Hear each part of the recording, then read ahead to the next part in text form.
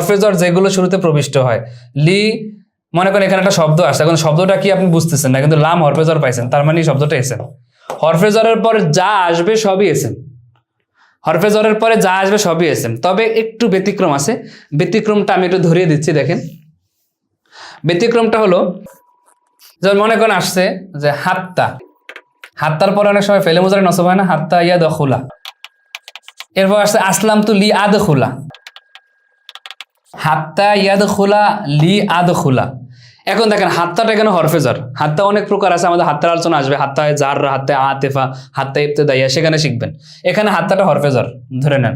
লি আদ খুলা এটা লামে কাই অর্থে এটা হরফেজর, লামে কাই যেটাকে বলা হয়, যাতে করে অর্থ দেয়, আমি মানে কারণ বর্ণনা করে, তো লি আদ খুলা। এখন এই লামটাও লামে কাই হরফেজর, হাত্তাটাও হরফেজর, তাহলে এখানে এরপরে আসছে ইয়াদ খুলা, এখানে পরে আসছে আদ খুলা, ইয়াদ খুলা আসছে, আদ খুলা আসছে। তো এখন আপনি এটাকে কি বলবেন? এই ইয়াদ খোলা আদ খোলা এটাকে কি আপনি এসএম বলবেন? হরফেজর প্রবিষ্ট হতে এসএম এর আলামত কি বলবেন? তাহলে বলতে হবে এখানে একটা ব্যাখ্যা আছে, যেই কোনো পন্থায় হোক না কেন, হ্যাঁ, যে কোনো পন্থায় হোক না কেন ইয়াদ খুল আদ খুলকে এসএম বানাতে হবে। তাহলে ইয়াদ খুল তো ফেল, যেখানে নতুন জুমলা সেখানে, তাহলে এই জুমলাটাকে এসএম এ রূপান্তর করা যায় কিভাবে? আপনারা হরফে মাজদারে আলোচনায় শিখবেন। হরফে মাজদার আলোচনা যখন আসবে তখন আপনারা বুঝতে পারবেন যে হরফে মাজদারগুলোর কাজ কি। একটা জুমলাকে মুফরাদে রূপান্তর করা, একটা বাক্যকে স্বাভাবিক এসএম এ রূপান্তর করাই হলো হরফে মাজদারের কাজ। তাহলে এখন কথা হলো এখানে হরফে মাজদার কোথায়?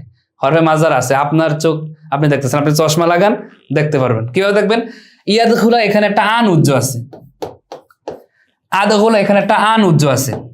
এই যে আন যে গোপন আছে, এই আনে কিন্তু ইয়াদ খুলাকে নসব দিছে, আর এই আনটাই আদ খোলাকে নসব দিচ্ছে। এগুলো শিখবেন সামনে, ঠিক আছে? এটা মারিফাতি চশমা লাগানো থাকলে এগুলো বোঝা যায়।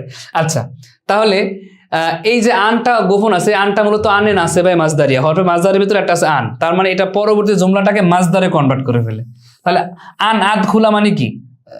দুখুলি, আমার প্রবিষ্ট হওয়া। এরপর এখানে ইয়াদ খুলা মানে কি? দুখুলুহু, দুখুলিহি, তার প্রবেশ করা।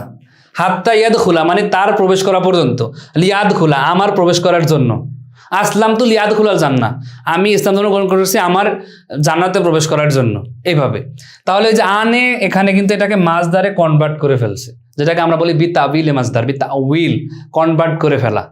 তাবিল মেশিনে ঢুকিয়ে এটাকে এসএম বানানো, তাবিল মেশিনে ঢুকিয়ে এটাকে এসএম বানানো। তাহলে আপনাকে কেউ যদি ইশকাল করে, আপনাকে যদি প্রশ্ন করে যে জ্বর প্রবিষ্ট হওয়া এসএম এর আলামত, তাহলে এখানে কিভাবে এসএম হইলো, তাহলে আপনি এই তাবিল মেশিনে ঢুকে সেই উত্তরটা ইনশাল্লাহ দিয়ে দিতে পারবেন, ইনশাল্লাহ পারবেন, ঠিক আছে? তো এই বিষয়গুলো বলা দরকার কিনা? অবশ্যই বলা দরকার, কারণ আপনি যেহেতু এখন শিখতে আসছেন হেদাতুন নাহু, আপনি নাহুর অস্তি মজ্জা যদি না শিখে যান তাহলে কবে শিখবেন? মূল বিষয়গুলো শিখতে হবে, খুঁটিনাটি বিষয়গুলো শিখতে হবে। ইনশাল্লাহ আমাদের পুরো কোর্সে আপনারা এইভাবে পাবেন।